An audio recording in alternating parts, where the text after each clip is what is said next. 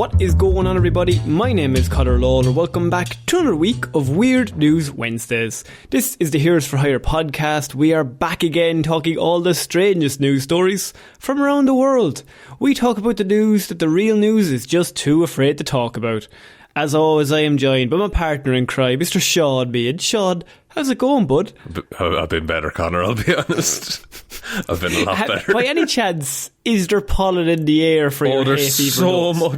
There's so much pollen. How many antihistamines are you allowed to take in a day? I think 50. I'm pretty positive 50 is the minimum. So I've been drastically overdosing on antihistamines. I've been taking 10 at a time. I've been eating them like Pringles, lads. So this is weird news. What do we do here, Seán? You spent the week gathering all of the weirdest news stories from around the world. You're about to read them all out to me, a man who has been too busy dipping his face into fresh cut grass for the last week to look at any weird news. If this is your first episode of Weird News, Seán normally does sound a bit less sick.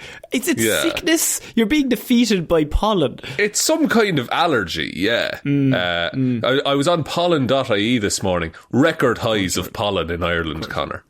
It's not to die down till next Thursday. What am I to do? Have you ever thought of just trying to be built different? Oh, I did. But then... then more pollen came and I was sneezing again. They just keep upping the dose. They can't keep up. So Seán, I mean, we weren't here last week, which means that a lot of weird news happened and we were not here to cover it. So we got 2 whole weeks of weird news to cover for this week. God help us all. As we took last week off, shockingly. But if you like what you hear here, if this is your second or third episode, we'd really appreciate if you gave us a like and maybe a follow or subscribe or however it works, or whatever podcast platform you're listening to this on. But Seán, we got to start at one place, and that is in India, because we have Indian official suspended after he drains reservoir to retrieve phone he dropped while taking selfie. Ooh. It's all... at a certain point, it's gone, you know. Like, I get, like, you can technically drain a reservoir, but you shouldn't for a phone. It's one of those where, how much do you love the selfie that you just took? How good was the lighting? I mean, if the lighting was excellent, I mean, I would drain multiple reservoirs. If I got one that made me look at least 6 out of 10, I'm draining reservoirs all day, Seán. Oh my God. No, but it's literally like the reserves of water in India. Like, that's pretty... Where did he drain it? Yeah. Did he just fucking let it out on the side of the road, like... That'll do there now. Stick it in the grass. It'll be fine. A government official in India has been suspended from his job after he ordered a water reservoir to be drained so he could retrieve his smartphone, which he dropped while taking a selfie. Food Inspector Rajesh Vishwas dropped his Samsung smartphone in the dam in a central Indian state last week. He first asked local divers to jump into the reservoir to find the device. Gee, I just fucking... How important is this phone? Does this man not have backup turned on? Has he heard of a Google Drive? The old iCloud... Oh no, it's Samsung. Yeah, Google Drive. Like, it's all in the cloud anyway. How... Yeah. Also, if you have time to source and attempt to hire divers, the phone's been underwater too fucking long. Here's my follow-up question. Who do you call to find divers? The local diving club, surely. The local diving club. I have a very serious problem. I know you're in your day job. Like, they're not waiting beside the fucking lake. No, but there's lads in town here that do diving, like, tours and expeditions and stuff like that. Yeah, but, like, they're not waiting by the red phone, waiting for an emergency. Have a phone. But they have mobiles, Conor. This isn't some Batman level. Like, it's not like 911. Emergency. You can't just be like, I need you. Like, you can Google a phone number. Why was this the hard part of this story for you? No, hang on. They could be doing other things. Maybe they dive in a spare time. Maybe they're an accountant. Monday to Friday. An accountant would be able to answer a phone, my dude. But even if you answer the phone, you go, well, sorry, I only dive on Saturdays. Maybe that's what he was told. But your issue was how you called them in the first place. Which seems People like don't pick the up their least phone. intense part of this whole operation. Even if I was in that club, I would watch the ringer ring out. But I've been looking at that phone number. It's like, not today. Not today, Not friends. today. It's probably a scam. Have you ever gone diving? I haven't ever gone diving. Is it good? It seems like something you would die during. Yeah, nearly. I went snorkeling as a kid, and I looked around like fucking shallow water and stuff like that. I just assume every story of you as a child is you nearly dying. Yeah, I was in a pool in Germany, and it was like a 10-metre deep pool, and I dropped my locker key to the bottom, and I tried to swim down, and the pressure in my head felt like it was about to explode. And in the end, there happened to be some local divers there. They're lifeguards. That's different. No, they were just other lads swimming. Fuck off, the boys in the flippers and the full black suits just turned up with the oxygen tanks, didn't they? No, they were free divers, so they could breathe in certain ways that their heads wouldn't explode, but mine would have exploded. I jumped off an Olympic diving board, Conor, at the time. You did or they did? I did. You did? It was 30 feet in the air. It was class. Fucking hell. How old were you? 15. Yeah. Basically immortal. I remember having time to process that I didn't want to do it on the way down. Then I hit the water. If you have time to think, you know what, actually, this is kind of a bad idea on the way down, you're too high. I think you need that split second of just going, I don't have to think, just jump, there's water there. But here's the thing, right? And no one take my advice on this. But I went with the school to Germany. So it was, I was being watched by 60 of my peers. And what am I going to do? Walk back down? And you heard a bark from the bottom. You went, oh no, not you, Jim. To the lads' credits, there was no bok, but everyone who went up that stairs, the 30 feet in the air, it was the slow build of, that's worse. That's worse, because you have to go at the peak of the but you know, it's not when you're ready, it's when they're ready for you. That's it, they dictate the pace of the jump at that point. But I dictated the speed down, which was quick. Which is gravity. 9.8 metres per second. Pretty good. I'm assuming everybody else did very similar times. Yeah. No, I was the fastest to fall. You were the fastest gravity. Well done. So this man is a food inspector by day, and when he rang the divers, he said that they had to find the device and jump into the reservoir because, from his claim, it contains sensitive government data. Now, I'm not saying food inspectors aren't important, Sean. Very important. We don't want any poison. Yeah. But who's sharing the CIA documents with this lad? Is my question. Yeah, and if you had to destroy a phone, submerging it in a reservoir is a pretty good way of just just report that. There's people have left government phones on trains and shit like that. Just report it to the government, say, hey, it's at the bottom of the reservoir, and they'll deal with it. Well, after the initial attempt, so he gets a whole bunch of divers in, none of them can find the phone, right? And how big is the reservoir? Oh, it's massive. At this point, Sean, here's my thing. You go home, right? If you've got the professional divers in and they haven't found it and you've lost your phone, I think you just need to take one for the team and just be like, look, I've lost that phone. It's gone. Yeah. I'll hold my hands up. Yeah. And just be like, no, I messed up here. I'm in charge of food, not liquid. But after the initial attempts to retrieve his smartphone failed, Sean, this man did not give up. He was not taking it no for an answer, because he then decided to ask the people who worked at the reservoir to empty it using the diesel pumps. So over the next 3 days, Sean. Jesus. More than 2 million litres of water were pumped out from the reservoir. What the to another reservoir, hopefully, right? 2 million litres were pumped out of the reservoir, which is enough to irrigate at least 1,500 acres of land, this is during India's scorching summer. It is summertime, isn't it? Jesus Christ. Like, and he got suspended for this. Yeah, like, should be arrested. He should be fucking, like, he should be... death penalty. Like, he should have to drink every bit of water that he wasted. Yeah. He should have to drink it all in the space of 3 days.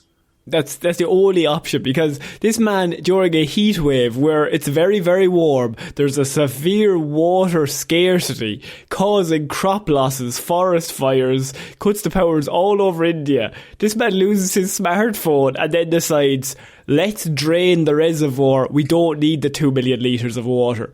But it was underwater for 3 days. Yeah, well, I would say 4 days, because the day that you do it and then 3 days afterwards. Well, yeah, it's not just the divers and the pumps don't just happen straight away.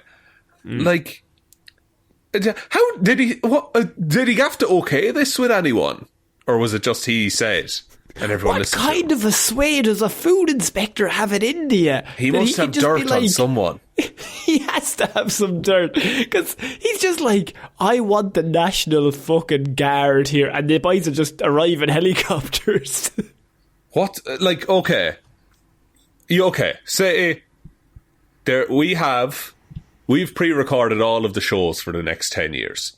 They're on a waterproof hard drive that I've fucked into a reservoir for no good reason. Without causing too much trouble or hiring divers, how are you getting the hard drive back? A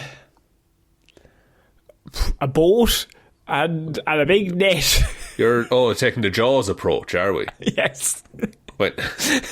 I mean, correct answer, throw a load of river otters in there. Because they want to look for stones and shit, right? But it's a reservoir. Yeah. There's smooth concrete on all sides. In a reservoir. Stones. The only pick-upable item in that reservoir will be the hard drive with 10 years of Heroes for Hire shows on it. Yeah. So we get the otters, and then we have to find a way to find out which otter has it. Follow-up question. Yeah. How many otters? Follow-up to the follow-up question. Where are you getting the otters? A local otter sanctuary, obviously. Local otter sanctuary, sorry, of course. There's so many of them. Look, there's heaps of otters. There's loads of otters. In the world, not near you. Ship them in. Give me the best. Ship them in. Get me the best of the best. So, look, okay, so for, like, say the size of an Olympic swimming pool we're trying to get through, I'm thinking 80 otters?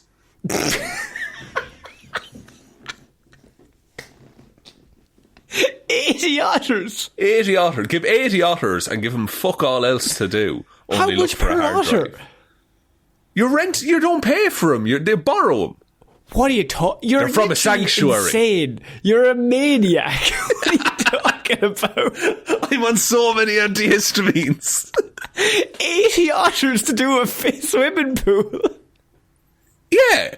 Are you saying that's too much or too little? I don't know. Too many otters. No. Look at how, even that's a swimming pool, but look at how big this reservoir is. Yeah, but if you have 80, then you have to check all 80 don't have the phone. Whereas if you only bring in 3, then you only need to check 3 of them. It's all about scale, right? Because at the minute we have heaps of water, millions of gallons of water. Yeah, and no otters. And one hard drive. We've now turned millions of gallons into 80 small, cute little creatures. So we're smalling it every time. Fuck that, I'm draining the reservoir. I'm done. You can't. You'll flood fucking Cashel. I don't know. I'm telling you now, I'm gonna drain the reservoir and shoot all the otters, because I cannot be looking at 80 otters flopping around in the dry.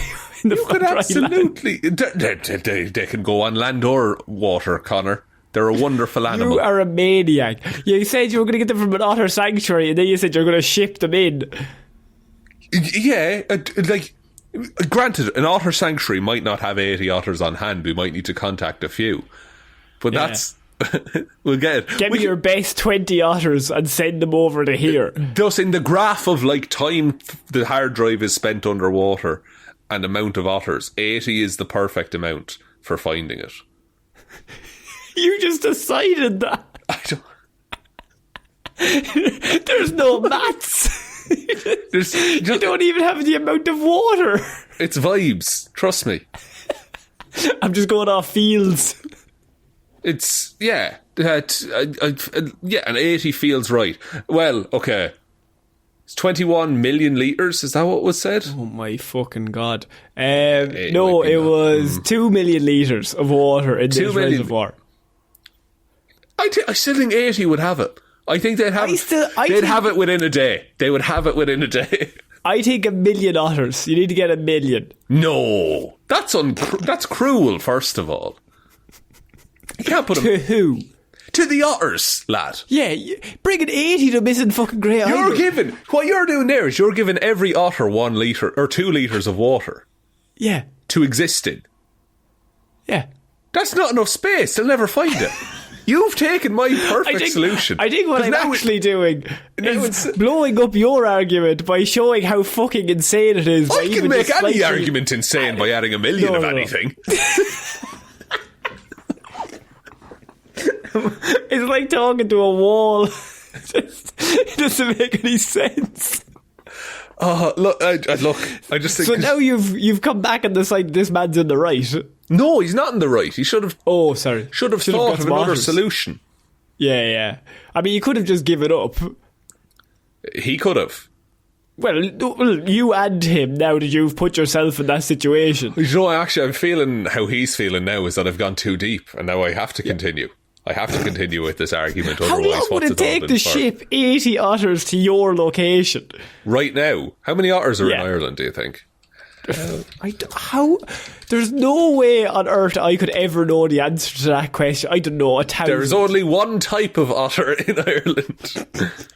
There's roughly 10,000 adult otters in Ireland. So that's a drop in the bucket, if you will. If you will, Connor. I won't. I really will not. I just wanted to start this because I thought this man was bad, but now you've turned me that you are also terrible. No. Look, all I'm saying is India has 3 of the 13 species of otter. So you're already tripling. Fucking hooray for India, like. What do you want me to do with that? The otter is very good at finding things in water, is all I'm trying to say.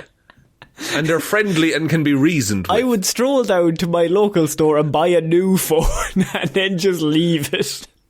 But the documents, Connor. We've got 10 years of shows on that phone. Sorry, yeah, you're right. I would just record them again. It's not worried with the fucking otters, man. It's so much better. So much better. We can video it. It'll be content. Oh no, I dropped the video camera. Get 80 more otters. The other ones, they're still focused. There's 80 of them focused on the one hard drive and the other 80 are on the video recorder. And you have to have 80 minimum to record on one item.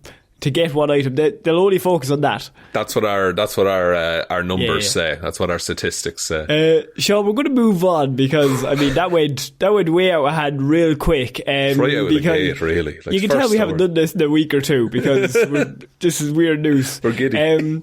Because Sean, we've kind of covered something like this before. But biohacker who spends $2 million a year to get 18-year-old's body says he has no plans to die. Yes. I mean, okay. Wow. Where do you want me to go from here? I got some jokes. A 45-year-old tech mogul is spending $2 million or £1.6 million every year in an attempt to stay young forever. Brian Johnson, who sold his payment processing tech business, Braintree Venmo, to PayPal. That's the worst name I've ever heard, by the way. Braintree Venmo is an atrocious name, but he sold it to PayPal for $800 million a decade ago. That's a lot of money. He has called his anti-aging quest Project Blueprint, with the aim of biologically becoming 18 again. But you can't, though. You can't biologically become younger. From the second you're born, you're getting older. You're actually never as young as you are at this exact second. That's the thing. Isn't that humbling, everyone? I realised that 2005 is further away than 2040. Hate that. Don't care for that shit at all. Just let you know. Wow. Okay. Do you know if Marty McFly went back in time today, he'd go back to 1993? Yeah, like the 90s seem like 5 years ago or like 10 years ago, but because I always just went like 20 years. I'd be like 1980 and then you work up. But now that doesn't work anymore. No, it's ridiculous. And this feels like relatable. Aren't we all getting older content? No, genuinely. No. It weighs on me. No. No, genuinely.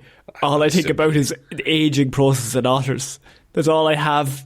It's all I think of every day, every waking moment. But also I'm seeing a load of stuff that is like, oh, if you were born in the 90s, you're going to live to be 140. And I'm like, please no. Please, that sounds atrocious. I don't care for that shit even more at all. His team of over 30 doctors, headed by Cambridge-based anti-aging expert Dr. Oliver Zolman, closely monitor his blood, heart, liver, kidneys, brain, blood vessels and sexual health, and have captured a seemingly unnecessary 33,000 images of his insides. Because science, Sean. Okay. Is he just...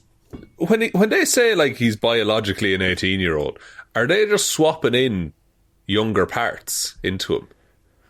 I mean, even that, though, because, like, once you put it inside, I don't know if it still stays young, because, I mean, you might have an 18-year-old liver, but, like, the rest of you... you're putting a new engine in like, a very old car. Yeah, exactly. Like, you're just... It's still like I'm looking at pictures of this dude.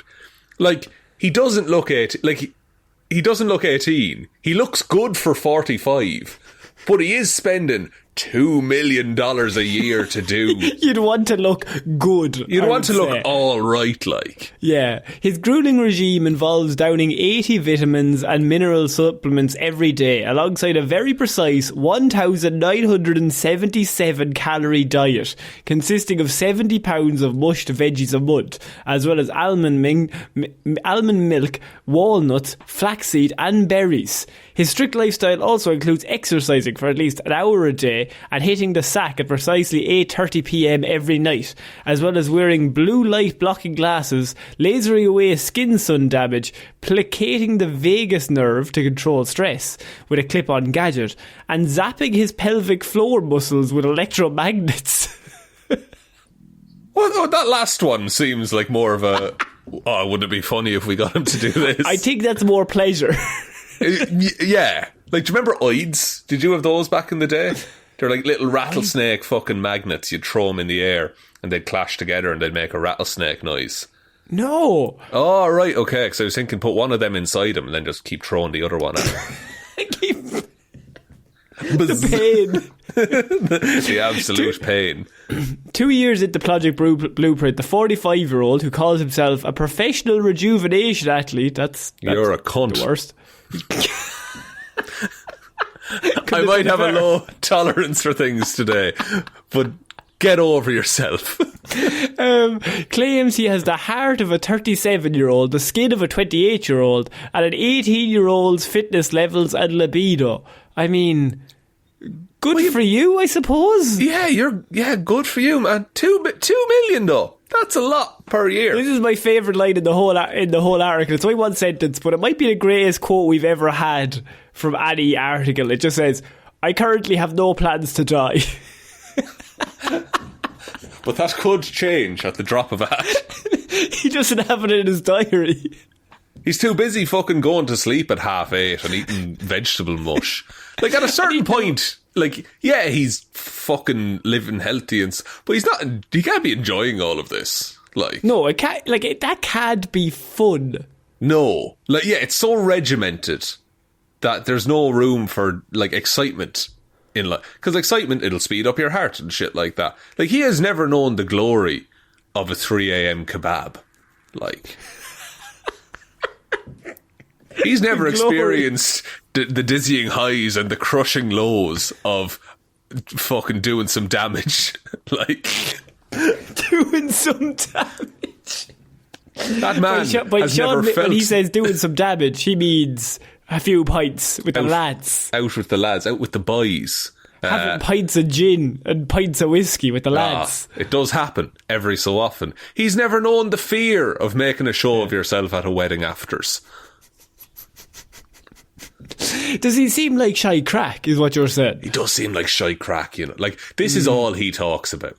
Like, anytime he's with, I'm not even going to say friends, but just people he pays to be around him. I am going in really hard on this dude. You're really going in on the pollen boy. He's not made of pollen. Like, the experiment was inspired by scientific tests on rodents showing that older rats were rejuvenated by, Sean, you're going to get this, multi-generational blood plasma exchange. It involves his 17-year-old son donating his youthful blood to his age-defying dad. That takes it into a whole new level. Son, give me your blood. He's taking his son's blood, yes. How does the kid feel about body. this? Like, does the kid have a choice in this?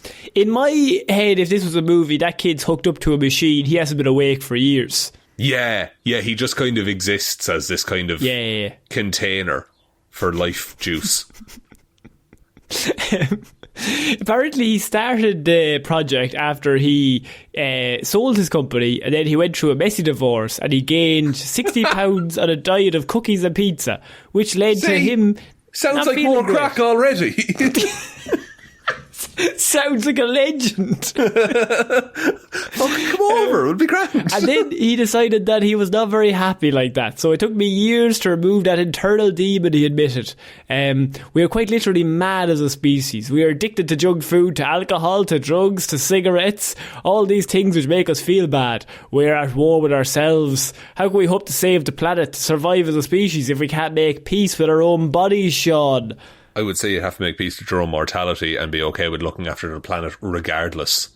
I think actually mortality is more... You can actually achieve a lot more once you realise you will die. Then it kind of gives you strength to feel like I should do a lot of shit while I'm here. Because, like, look at, like, you have a deadline in work or a project due in school or college or whatever. And it's like, oh, the deadline is 3 months away. I'm not looking at that. But if it's the deadline is tomorrow, that's all getting done, you know? Yeah, like, I feel like there's great strength in being like, oh, jeez, I may start doing some shite. Because if I was like, oh, I'm going to live forever, I shouldn't do fucking nothing. Like, there's endless days, like. There'd be no push, there'd be no drive if it was just like this, like, extended amount of free time that you know is guaranteed. Sure, this last line is really gonna make you enjoy this, man. He says, I playfully say when I'm trying to become like an 18-year-old. But hang on, my son is 17, so I always tease him and say, when I grow younger, I want to be like you. What does this mean? That's very unsettling. I think we need to get like child services in, but the guy, he's 17, so it's going to be a difficult sell. It is, but like someone should help him, like the A-team or something like that. Like, just get him out of there. He's clearly being harvested for material. Harvested is such a good word. That boy's being harvested. That's all he's there for. Have you seen... Here we go. You've seen the Michael Bay film The Island. You always go on about the Michael Bay film The Island, which starred Ewan McGregor and Scarlett Johansson. Scarlett and Ewan McGregor. Okay, that's good. At the peak of their powers in 2005. Oh, it was the dream team, the ideal time. But they make clones so that they have guaranteed organ replacements ready to go, so the celebrities and rich people can all live longer. That's a big twist in the film, but it's been out since 2005. You've ruined that movie from closer to 2040 than it is to 2005, so technically you are allowed to spoil that movie now. And I'm going to spoil all future movies as well. But it's similar to that. It's just a bit weird and get over yourself, isn't it? What's the point? Also, you're doing the opposite. you're welcoming. I'm just having that thing of the fisherman and the dock, and the businessman is like, oh, if you work, you can buy 10 ships and then you won't have to do anything at all. And he's like, I'm doing nothing now. Someone is like, oh, I'm going to live forever, and I'm like, why would anyone want that? Have you seen this? Have you seen have you seen forever? Shit. I've seen movies. Everyone who lives forever is always evil. Always. Every time. Every single... Now, the dude because who... You live the first 150 and you might be a bit sound or kind. And then after 150, you start going, you know what? Yeah. What's the fucking point? I might as well just start doing some mad shit. That's it. The idea that on an infinite timeline, everyone goes evil is one that I fully ascribe to. Yeah. I do. Once you get to the point where you're like, nothing matters, then once you get to Groundhog Day level, I would say you're like, one unless sorry, I cut across you there. Once you get to Groundhog Day, it's like, you just fucking nothing means anything. Also, if you get to the point that you are literally using your son's blood to make yourself younger, I think you've already crossed the threshold there, bud. How did you know that was my chest tattoo? Very specific. And if I may give it a lovely quote to end on, Conor, don't confuse youth with beauty, okay? Oh, you can be beautiful at 80. Probably not, though. You'll probably not be very beautiful. But you could be. But depends on who's beauty with aesthetics either, Conor. Exactly, because you might be a lovely person. Yeah. You're going to be a lovely person. Now, there are some absolute fucking bastards who are 80. They're pricks. Yeah. And look, I firmly know which side of the tracks I'm going to end up on. But don't assume. The bastard side. Oh, the bastard side. Everyone wants to be on the bastard side. There's going to be somebody when you get to 80 that thinks they're a nice person. Yeah, that's worth more. That's worth more than stealing blood for the 17-year-old. If he has another kid to harvest blood, that's when we know it's going far too far.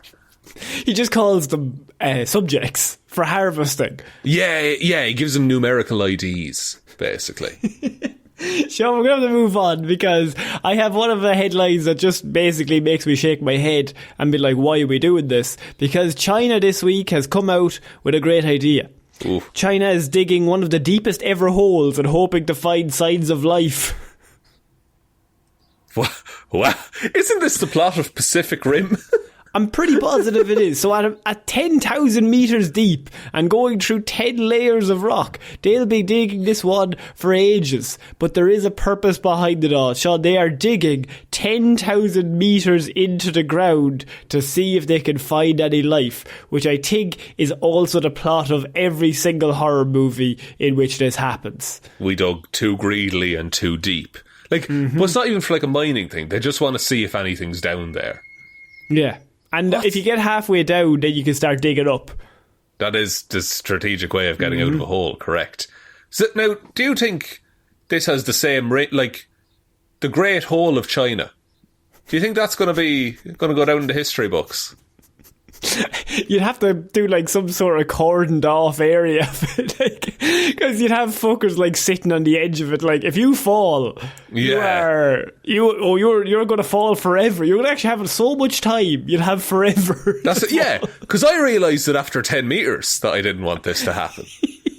And then this poor lad on his gap year. 10,000 metres. You would just be falling so long that you'd just be like, yeah, I'm going to die. And then you start just thinking of random stuff. You're like, jeez, it's going on a while, actually. This kind of, like, having to come to, this is a grim thought, but like, if your parachute failed and you have to come to terms with that on the way down. Oh, imagine it, Conor. What happens if, what's that? What? Hang on. So they're digging a hole down 10,000 feet. Yeah. To see if anything's down there. They're trying to see if they can find, first of all, any ruins of like dinosaurs or any minerals that are millions of years old. On top of that, there are hopes that they can find some sort of life down there, which doesn't make any sense, but I mean, maybe. Can we not scan the ground these days? You know, like we can definitely do that. Just look at it and be like, it's probably real deep, but I wouldn't go 10,000 metres down. But then again, maybe you should. Maybe they're going to find something mad. What if weird shit just started like happening and just got started kicking off? Like actual weird news, right? It's like, they found, there's a perfect replica of feudal Japan underneath China. We had that, remember last year or the year before, when they were like, oh yeah, UFOs exist. Yeah. I think I saw something today that they're calling it, there's apparently someone apparently on some forum had really strong evidence that the US has an alien. And everyone is just being like, guys, just release it. Just release it. We know you have it. It's all good. It doesn't matter. We believe you. It's fine. There's a I can't remember the name of it, which is terrible for this. There's an anime about a really big hole that everyone lives around and no one ever goes in the hole, and then two kids go in the hole. I think it's something into the abyss. Something like that. But they go down and they find all these weird fucked up monsters and creatures and shit. But they also find that someone dug the hole. So I think, what if it's a prequel to that? Made in Abyss, that's what it's called. Someone dug it. If they went down there and they found like bones of like Godzilla, you'd be like, oh shit. Yeah. Or what's like, what? But at this point, would you be surprised? Like, what's this is an episode. Happy summer, guys! Isn't it great that the sun is shining? Like, if you found Godzilla bones, you'd be like, "Jeez, that's fucking mad." But he's not here, so it's like, he was taken out by the comet as well, I suppose. Yeah, what are we meant to do? What if we go down and like we find like what if? Look, this won't happen. There's no chance in hell this happens. What if China digs a hole 10,000 feet into the ground, and at the bottom there's a perfect replica of me? What do you think the kind of what would my life be like if that happened? It would just be, but like, is it talking? No, it's like a statue. It's like a statue of me. Yeah, but 10,000 feet in the ground, perfect replica of how I am, like at that time, like today, and it's just me. What would happen, do you think? Do you think I'd be like... Would I be celebrated or captured immediately? Oh, you'd definitely be brought in for a questioning. 100%. But I don't fucking know. And then they'd listen to this and they'd be really confused. They'd be like, he knew it was coming. Okay, I'm going to give you an over-under. €1,000 if I'm under there. Okay, Okay, I'll take that bet. So you give me €1,000 if they dig the big hole and they don't find you. No. But if I'm down there, you have to give me €1,000. Or 1,000 people have to sign up to the $1 tier on Patreon. Okay, right. That seems like the worst plan of all. We're terrible at this. That is it. Also, we have a Patreon. We do movie reviews. Go check out that. But don't. That was how we segued into it this episode. Don't do it because of what he just said. Do the opposite. Put me in the hole. I'm fucking trying. I'd be the first person to push you. I've had 2 monsters and 6 antihistamines today. I don't know if those mix well. Yeah, I think you're on a different planet. No, yeah, you're down I'm under. below our planet. You're below us. You were always below us. What if they start digging and they meet someone else digging the opposite direction?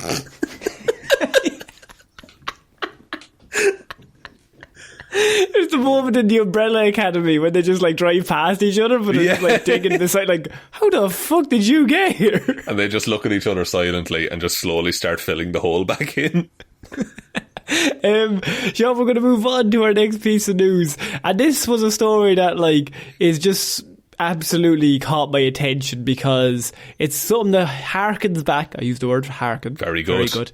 That goes back to some of our earlier episodes, Sean, because I have some kissed it, they say. Rabies alert issued after woman brings raccoon to Petco to have its nails clipped. Oh, Jesus Christ.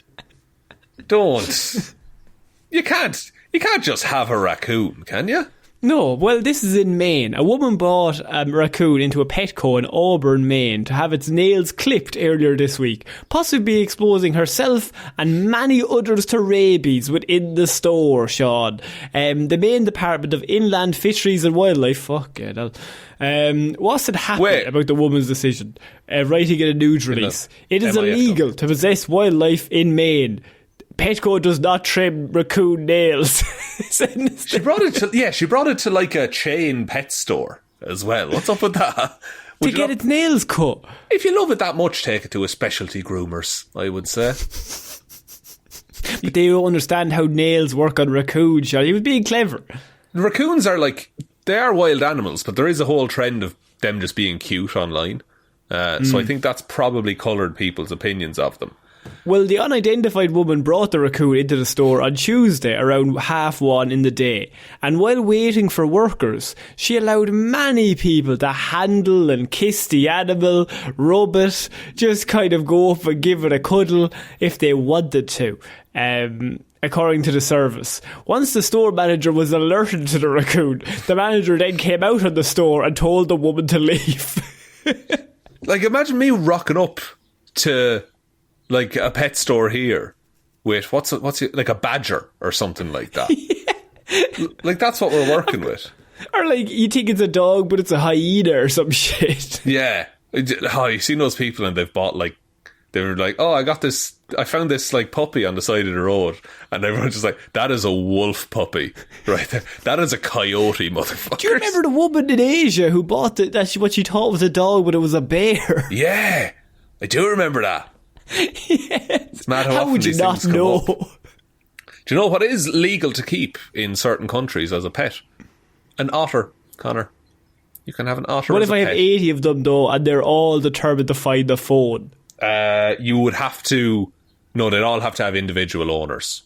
At max 2 otters per human. 2 otters per. So within that original plan, not to go back to a previous story, but within the original plan, you need 80 otters and 40 humans to vouch that they own the otters. No, well, like ideally, yeah, but like usually, ultimately, you'd hope to get a bulk lot of 80 otters from a sanctuary. But then you need 40 humans. Different rules for a sanctuary. I'm talking about private pet ownership with regards to the 2 per 1 otter rule. I don't know if that'll hold up in law. Raccoons, though, they have little masks.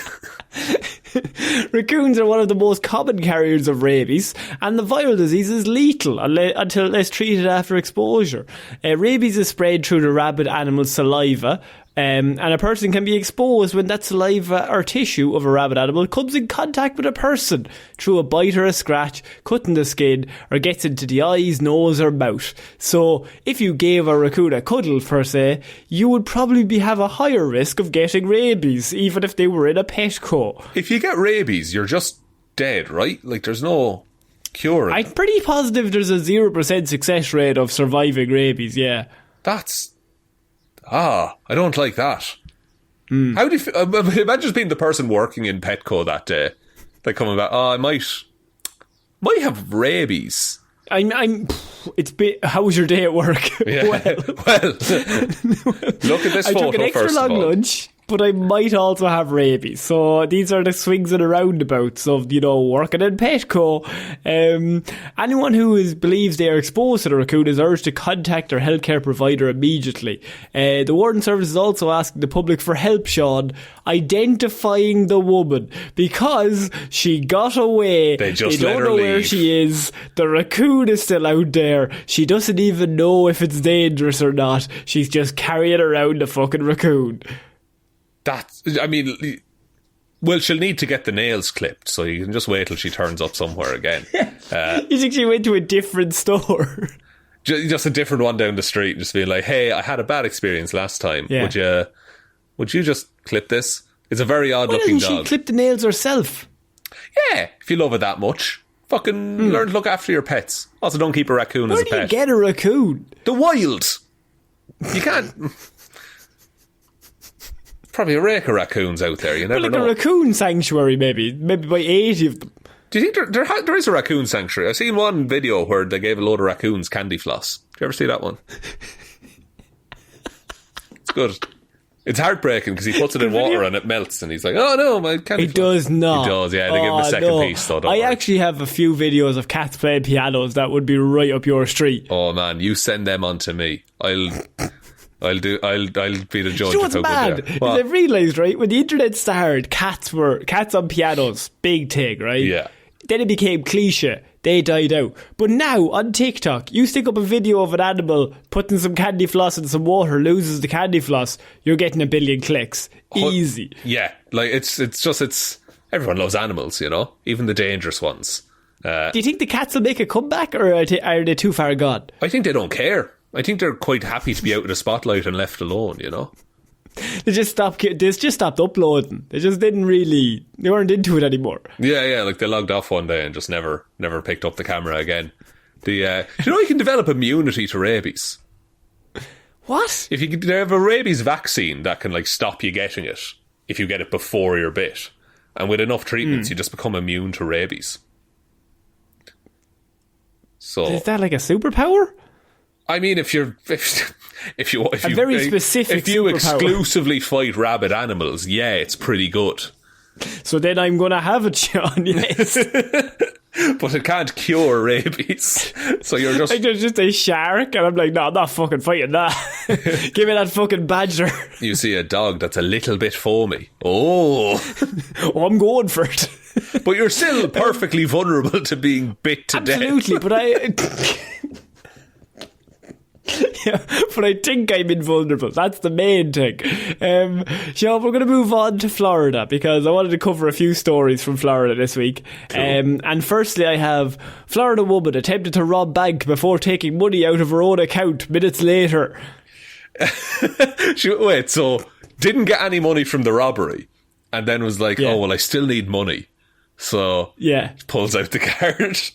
The Hernando County Sheriff's Office said a woman attempted to rob a Wells Fargo bank in Spring Hill, Florida on Wednesday last week and made the investigation quite easy to solve.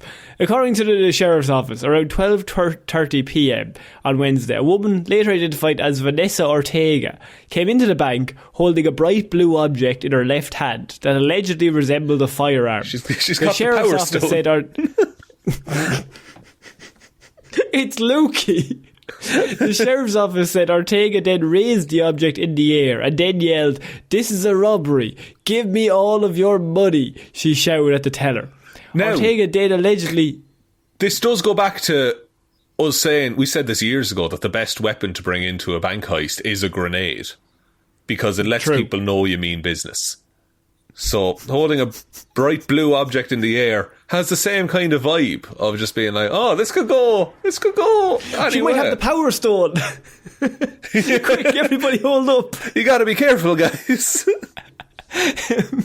Ortega then allegedly went to the teller window and after several minutes, which the teller did not give her any money, she then said after a very long awkward silence, "I'm only joking." And then she decided to change tack. And she withdrew cash from her own bank account and then left the bank. You still get in trouble for that, though. Like, that's attempted robbery. Oh, it's a very bad attempt, but it is still technically attempted robbery, yes. Right, okay. At least no one got hurt. But also... It's not a great look, isn't it, to just fold immediately. Several minutes, the teller refused to give her money. So I do think, though, in that situation, silence goes on for a long time. So I think you walk in with your power stone, you throw it up in the air and you say, "This is a robbery, give me all of your money." And then everything goes silent. Yeah. And then there's several minutes where the teller doesn't give you any money. And with every passing minute, I think the stress and anxiety gets larger until... There's a moment where you go, I'm only joking. I wasn't. I fucking had you. Didn't I have you? I did, yeah. In that situation, the first one to speak loses. You know. Yeah, exactly. Once you've made the declaration and the teller hasn't moved, then you've lost all power, really. Yeah, and because you've said nothing, they know you're going to do nothing. So just style it out and pretend it's all a laugh. But then to withdraw money from your own bank account, well, when detectives arrive, bank staff said they could easily identify Ortega because she was a regular customer at the branch, first of all. You robbed your regular bank where you're secondly, a customer. Had filled out her own forms with her social security number and her bank account number. You basically just gave them a map to your front door. She did, yes. But detectives also identified her as she had previous law enforcement contacts with them. So she was already on their radar. She went to her local bank and she filled in all of her own information to take money from her own account. So she technically didn't rob anyone. She just attempted to rob them before she took out her own money. She wasn't like such a regular at the bank and such a good customer that she had a kind of rapport with the tellers. And it'd be like, oh, that's a classic move, pretending to rob us. Do you know what? I'm going to say this as her lawyer, that if you were defending her, you're sick that she opened with, this is a robbery, give me all your money. Because if she had simply just said, give me all your money, you could turn that around to be like, she was just over exuberant about taking her own money out of her own bank account. She was just like, give me all your money, bank. Ha ha ha ha ha. Why? I'll take my money now. Why would she give all of her information if she was intending to rob the place? So she's just having a laugh, saying, give me all your money, you know, because she's taking money out. It's the fact that she opens with, this is a robbery, very clearly, that might hinder the defence. Yeah. Look, but that's it's played too far into the joke, you know. You went too far into the bit. Because you gotta get people's attention, you know. And what better way in a bank than to say this is a robbery? I'm going to murder you all. Now that I have your attention, I would just like to say you're all lovely people. Yeah. And could you please kindly donate to my local charity? Thank you very much. Exactly. It's all about clickbait these days, Your Honour. Your Honour, I open all my social media posts with, I fucking love killing human beings. And then I go into whatever I want to talk about. But the first opening line does get people's attention. You got to fight that algorithm, you know? You're with me. Start pointing at guys in the jury. This guy gets it. This guy gets the murderer option. So Sean, we're going to finish off with Florida Man, because Florida Man Andrew George, he's had a tough week. He has been done for 2 counts of burglary, and obviously not great. But here's the thing, he might have the perfect offence, because Florida Man, he turned up and he basically broke into a place as a family. But Florida Man then claims, as his own defence, he broke into the house to hide from a ghost. So, technically, he could be in the right if he's on the run. He could be. That's also, even if fake, that's a genius excuse, because not everyone can see a ghost. When officers arrived, they found a man later identified as George laying on his back on the front steps of the home, crying out in pain. Or was that the ghost making those noises? See, the ghost could have been murdering him at that exact moment and you wouldn't know. You wouldn't be aware. He's the only one that can see the ghost. Because ghosts are invisible. But you can only see a ghost if you're innocent. That's well known. And Andrew George, 2 first names. Never trust a man with 2 first names. That's true. After speaking with George, his alleged accomplice Natasha Kachuroy was standing over him, officers said. After speaking with the two of them and several witnesses, police said George and Kachuroy had purchased a room at a nearby Travel Inn. They were in the room for about 30 minutes when they claimed they heard a window opening and thought someone was trying to break into their room. The two allegedly ran out of the room and demanded a refund from the motel manager, arguing for several minutes. They were refunded, but moments later, George and Kachuroy observed a shadow behind them, Sean. A shadow. Oh. Okay?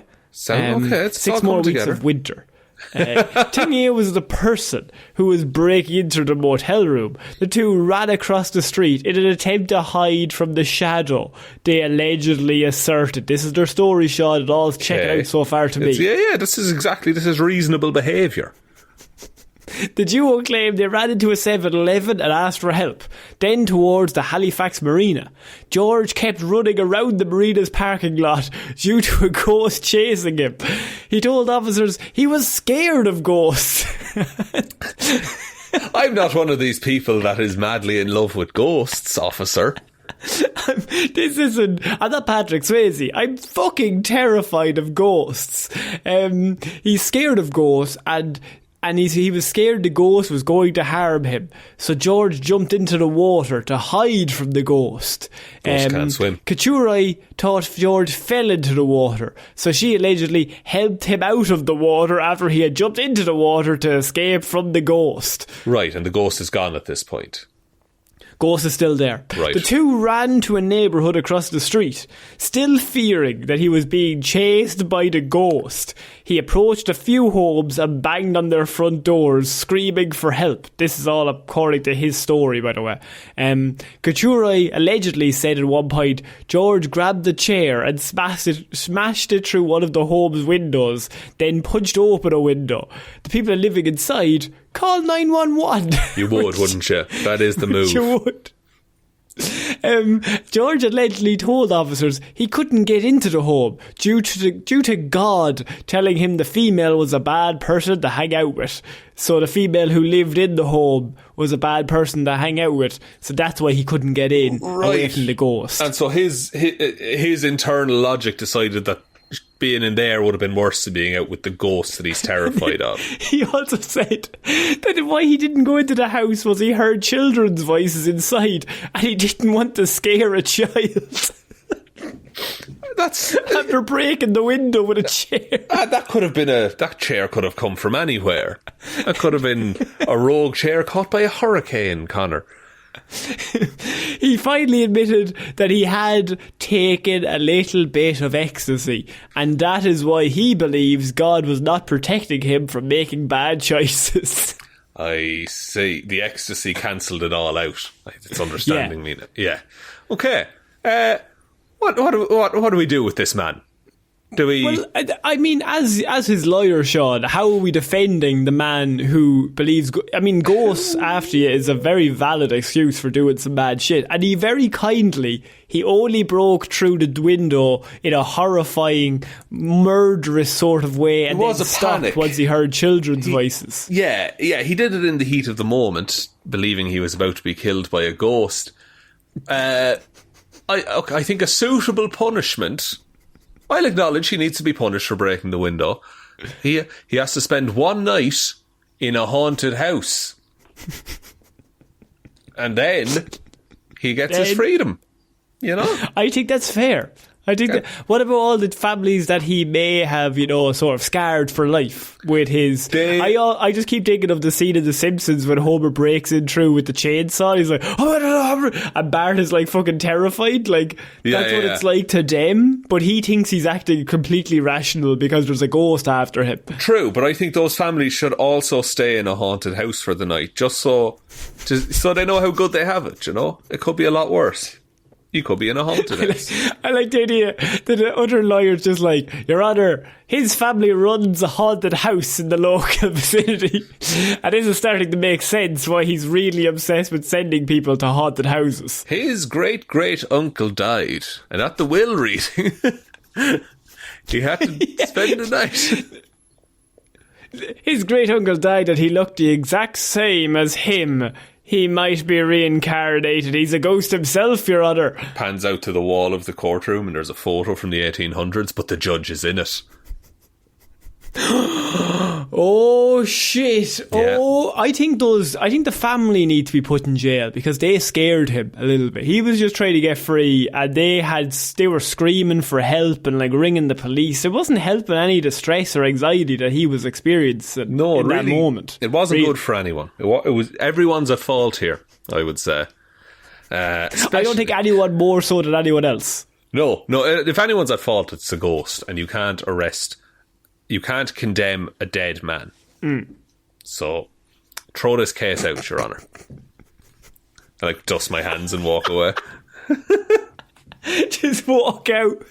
Don't even wait for the results. Yeah, just leave. Just leave immediately. It's a power move. Just he walks straight with hands up, and that's another day in the office. He does a freeze frame fist punch like the end of Breakfast Club. Everyone's just looking at you like, what the fuck is going on? What's happening here? Guilty. Not even for the Florida man, for the lawyer. The lawyer is guilty of something. That probably would count as contempt of court, to be fair. Your Honour, I also took ecstasy before this case. I wanted to see how he felt. I want to get in the mind of my what client? That's the word. Client. Sorry, client. Ghost partner. Ghost partner. A ghost law partner. Sean, I think that's it for this week's Weird News. What a week. Would you like me to take us out, Conor? Yes, why not? Thank you everyone for listening to this episode of Weird News Wednesday. We'll be back on Friday with Hero or Zero, and next Wednesday with another episode of Weird News Wednesday. And there will as well be a review of Spider-Man Across the Spider-Verse coming out soon as well, so keep an eye out for that. We'll be posting it pretty much everywhere once it's ready. Big thank you to everyone over on patreon.com/Heroes for Hire podcast. Link to that is in the description. All the people over there support the show and help us to make it every single week and every single month, and we really appreciate them. So big thanks to Róisín the wife Palmer, Joe Burney, Ryan Komatsu Dozer Enthusiast Evanson, Waffles loves you and is hoping you have a good day, David Clarke, Shaun Chuck in the wash and it'll be grand Jamieson, Dominic, Anna Irish Walrus Forever Hjelmroos, Danny McLaughlin, Luke Darth, Lordsmish, Michelle Browne, Michaela Doughty, Frost, Buster, Ed Ball, Lorraine and Conor swap the order of their names to purposefully bamboozle Seán, Russ, after the Lollipop Man antics, I am really excited to hear tales of Seán as a kid plumber, kid cop and kid pilot-Parfitt, Jackson Brueheim, Liz had a few too many on St. Paddy's Day and tipsily subscribed to the Patreon, and Ciara Lawler. Thank you to everyone for your continued support. We really, really, really appreciate it. And if you want to join those fine people, head to the link in the description. There is also a merch store, heroesforhire.ie/shop. Twitter's @heroesforhirepod, the 4 is the number 4. Facebook is Detective Divilment's discussion group. Instagram is Heroes for Hire podcast. And the best way to ever help out the show is to tell one human being that we exist. Just a one, please. And I think that's about it, Conor. I think so. So I've been Conor Lawler. I've been Seán Lee. We shall see you all next week. Bye. Bye.